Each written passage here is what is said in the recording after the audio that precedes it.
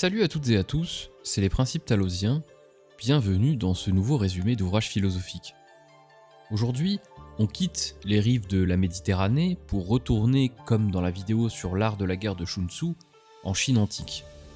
Direction le 6e siècle avant notre ère, à la rencontre d'un penseur dont la réputation n'est plus à faire, Confucius, également connu sous le nom de Kongzi. Né en 551 et mort en 479 avant Jésus-Christ, Confucius est considéré comme le père de la doctrine qu'on appelle le confucianisme, l'un des piliers de la pensée chinoise. L'ouvrage que nous explorons aujourd'hui, Les Entretiens, n'est pas un traité qui a été rédigé de sa main, mais plutôt une compilation de ses propos, recueillis et transmis par ses disciples après sa mort. Dans ces textes, on découvre une doctrine qui insiste sur la mise en pratique d'une éthique, d'un art de vivre, qui sont fondés sur l'exemplarité, le respect des traditions, la piété, la retenue et surtout la vertu. Certains vont jusqu'à dire que la lecture des Entretiens est la clé de voûte pour comprendre toute la civilisation chinoise. Et en effet, des penseurs comme Mencius, Xunzi, qu'on prononce plutôt Xuanzi, ou encore le néo-confucéen Wang Yangming, ont largement puisé dans sa pensée. Plus largement, la culture chinoise dans son ensemble, de l'éducation à la politique, de la famille aux arts martiaux, reste marquée par cette vision du monde. Même des figures modernes comme Ip Man, le maître de Bruce Lee, affirment s'inscrire dans cette lignée confucéenne, incarnant par leur comportement la retenue, le respect et une pratique juste et altruiste des arts martiaux. Comme pour mes vidéos sur Sun Tzu, Diogène, et bientôt Marc Aurèle ou Épictète, j'ai sélectionné les passages que j'ai jugés les plus significatifs, que j'ai reformulés pour vous offrir une lecture claire et fidèle de la pensée de Confucius.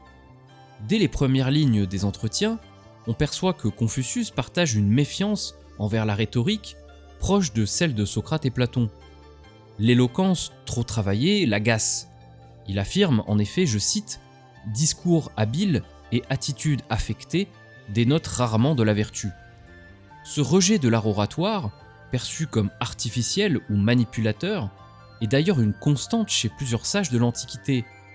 On la retrouve non seulement chez Socrate et Platon, mais aussi chez Diogène le Cynique et, comme nous le verrons, chez Épicure ou encore Sextus Empiricus. Mais qu'est-ce que la vertu pour Confucius ?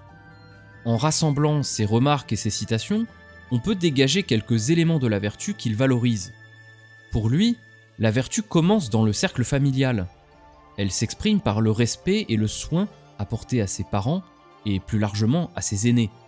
Elle se prolonge dans les relations amicales où la loyauté, la fiabilité et la réflexion sur son propre comportement sont essentielles. Il invite à s'interroger régulièrement sur notre manière d'agir avec nos proches, à tenir nos engagements, à faire preuve d'intégrité dans la vie quotidienne. La vertu chez Confucius passe aussi par l'éducation. Il insiste sur l'importance d'étudier les belles lettres, la littérature, et de cultiver son esprit. Il ne rejette pas totalement les plaisirs, mais il valorise la modération, la retenue, la maîtrise de soi. Le confort excessif ou les désirs sans frein sont pour lui des obstacles sur le chemin du perfectionnement moral. Confucius élargit ensuite sa conception de la vertu au domaine politique. Être vertueux, c'est également servir l'État, participer à la vie publique avec un esprit de responsabilité. Il exhorte à la fidélité envers le souverain, à l'engagement civique pour le bien commun. Dans cette perspective, il accorde une grande importance aux rites. Perpétuer les traditions, c'est entretenir l'ordre social et moral. La vertu politique, selon lui, ne peut se construire sur la peur ou la répression, mais sur l'exemplarité, la bienveillance et le respect des rites. Un bon gouvernement se fonde donc moins sur le châtiment que sur la vertu et la juste conduite.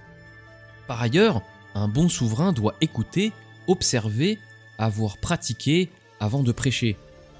Il doit traiter le peuple avec dignité, comme si les citoyens étaient ses propres enfants. Il faut promouvoir les hommes de talent et éduquer les incompétents. Toutefois, faire de la politique ne signifie pas forcément occuper un poste à responsabilité. S'occuper de ses devoirs civils, pratiquer la piété familiale et vivre en harmonie avec les autres sont déjà des façons de faire de la politique. Toutefois, malgré une culture de la vertu, un commentaire de Confucius m'a troublé. Il dit, je cite, « On peut dire au peuple ce qu'il doit faire, mais on ne saurait lui en faire comprendre le pourquoi. » En effet, cette maxime a un ton presque machiavélien dans son refus d'impliquer le peuple dans la compréhension du pouvoir, même si, en réalité, cette distance vise en fait l'harmonie morale et sociale. Confucius revient ensuite sur l'éthique et sur la vertu d'un honnête homme. Il faut faire preuve d'humanité, quel que soit l'exercice de nos fonctions. Il stipule qu'exécuter des cérémonies sans dignité, conduire des funérailles sans larmes, n'est pas vertueux. Il revient sur l'aspect introspectif d'une bonne conduite de la vie. Il faut prendre exemple sur les sages, tenter de les égaler, et examiner ses propres manquements lorsqu'on rencontre un homme dénué de vertu. Par ailleurs, ce qui différencie un sauvage d'un homme civilisé, c'est l'état naturel du premier et la culture du second. Mais l'honnête homme doit se situer entre ces deux états. On pourrait presque en fait résumer la philosophie de Confucius en une phrase qui semble être universelle. Assurez à autrui le sort que vous vous réservez. Obtenez pour lui ce que vous obtiendriez pour vous. Par ailleurs, ce n'était pas la mort ou la souffrance qui faisait peur à Confucius, mais ne plus pouvoir s'instruire, ne plus pouvoir transmettre, ne plus pouvoir arpenter le chemin de la vertu. Il affirmait que n'importe quel individu avait quelque chose à lui apprendre. Il affirmait également qu'un manque n'était pas préférable à un excès, et que la vertu reposait sur la mesure, sur la modération. Nous verrons que d'autres philosophes partageaient cette vision, notamment Aristote et quelques stoïciens. En bref, Confucius érige une philosophie éthique et politique fondée sur la modération, le respect des traditions et des rites, ainsi que le sens du devoir, tant familial que civique. Il valorise l'éducation et la bienveillance, rejette le dogmatisme, l'arrogance et l'orgueil, et conçoit la vie comme un chemin de transmission, d'apprentissage et de perfectionnement moral. Pour ce qui est de mon avis sur cet ouvrage, il est assez mitigé.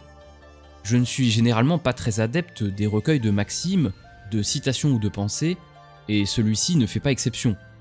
Cela dit, certains aspects de la pensée confucéenne me parlent, notamment cette idée de cultiver la vertu par l'éducation, le respect envers sa famille, ses amis, et la dévotion à l'État et à ses concitoyens.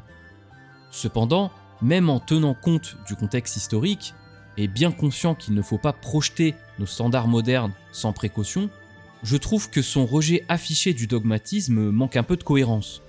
D'un côté, il se présente comme hostile aux postures rigides, mais de l'autre, il impose la stricte observance des rites comme condition indispensable à la vertu, ce qui est en soi une posture dogmatique en plus d'être un petit peu contradictoire. Par ailleurs, son rapport aux femmes est particulièrement problématique. Ce n'est pas seulement qu'il les ignore, mais lorsqu'il en parle, c'est de manière ouvertement réductrice. Par exemple, il écrit « Il y a diverses appellations pour la femme du souverain. Le souverain l'appelle madame, elle-même s'intitule « Votre petite servante » et les étrangers l'appellent « Notre petite princesse ». Je ne réagis pas avec indignation naïve. Je sais que l'époque était différente, et cela ne nie pas les apports positifs de sa pensée. Mais ce genre de propos montre bien à quel point il peut être délicat de s'inspirer ou de défendre certaines écoles philosophiques aujourd'hui sans un travail critique sérieux. Et Confucius n'est d'ailleurs pas un cas isolé. Des penseurs bien plus proches de nous dans le temps, comme Spinoza, Rousseau ou Nietzsche, ont eux aussi tenu des propos particulièrement durs, voire méprisants, envers les femmes. Toutefois, si l'histoire de la Chine et la pensée traditionnelle chinoise vous intéressent, foncez lire cet incontournable de la philosophie orientale. Si vous avez des questions, n'hésitez pas à les poser dans les commentaires. Si ce résumé vous a plu, n'oubliez pas de lâcher un petit pouce bleu et bien sûr de vous abonner si ce n'est pas encore fait. Moi je vous dis à très bientôt pour un nouveau résumé d'ouvrage philosophique. Allez, tchuss!